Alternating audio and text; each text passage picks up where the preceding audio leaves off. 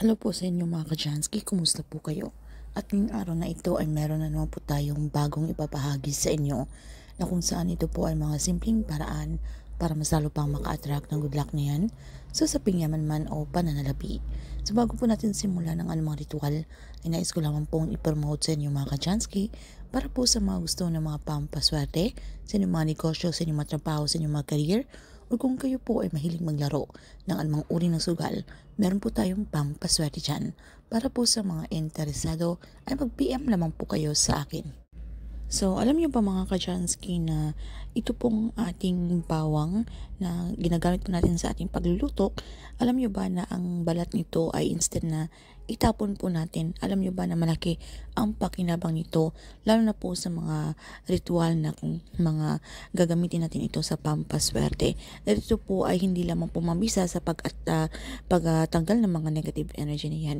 Ito rin po ay mabisa sa pag-attract, okay, na kung saan ay kung kayo po ay kinakapitan ng mga kamalasan na po sa usaping pang pinansyal, ito po ay mainam, okay? So, kung kayo po ay malakas ang inyong paniniwala sa mga gaytong ritual, ay pwede nyo po itong gawin. Pero kung ikaw po ay nakukiros lamang at gusto nyo lamang pong subukan kung totoo nga ba ang mga ritual na ito, kung kayo po ay may pag-aalangan, ay wag na lang po ninyong gawin dahil masasayang lamang po ang inyong oras. Para lamang po ito sa mga taong merong 100% naniniwala, meron silang trust, believe in faith. So gawin nyo lamang po ang ritual na ito mga Kachansky sa umaga between 6 to 8 a.m. Maghanap lamang po kayo ng parte sa inyong pamamahay na kung saan kayo po ay komportable na pwede nyo pong gawin ang ritual na ito na wala pong mga distraction. Make sure na naka-off po ang inyong mga telebisyon, ang inyong mga radyo, nakasalan po ang inyong mga phone para po kayo ay makapag-focus. So kapag ready na mga Kajansky, okay, ang gagawin nyo lamang, so yung mga balat ng bawang mga Kajansky ay ilagay nyo lamang po sa inyong dominant hand.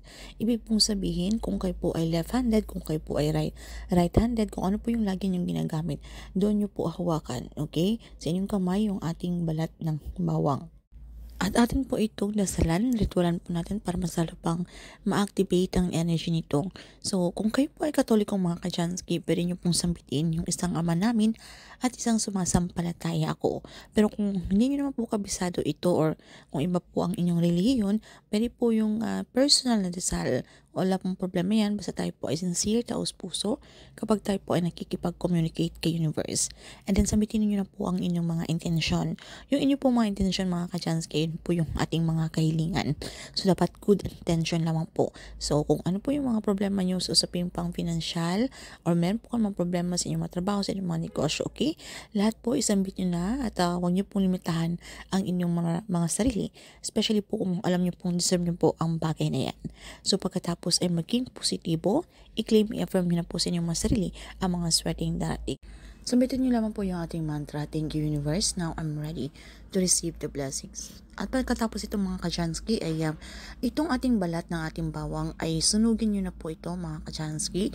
At ang abo nito ay pwede nyo po itong isaboy sa inyong mga front door o sa harap ng inyong mga main door, okay? Sa labas po para pumasok po ang swerte. Pero kung gusto nyo po kayong may problema po kayo sa usaping pananalapi, pwede nyo pong ibudbud ito sa inyong mga pitaka, okay? Then nakaka-attack po ito sa usaping pananalapi. So, kailangan kapag ginagawa nyo po ito mga Kachansky, palakasin nyo po ang inyong paniniwala dahil pinapractice po natin dito yung ating law of attraction na kung saan ay magagandang bagay lamang po ang ating iniisip.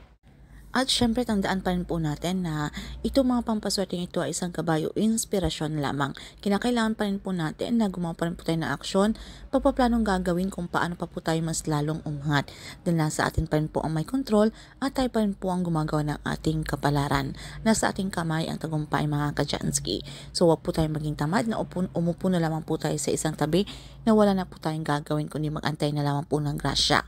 Hindi po ito ganun, okay? Dapat mas lalo pa po nating tayo po ay magpakasipag at tayo po ay kumayod Okay? Kung ano pa po yung ating mga ginagawa, kailangan pa po natin pagbutihan dahil nakikita po yan ng langit. Okay? Yung ating pagsusumikap at pasasaan rin na itong ating hinahangad na yaman o tagumpay sa ating buhay. Ito po ay mangyayari. At ito po ay yung mga windfall, yung mga swerteng hindi po natin inaasahan. So, ayun naman po ng mga Kajansky. Kung meron po kayong mga katanungan o hindi man masyadong klaro sa topic na ito, ay paki-comment na lamang po sa ibaba.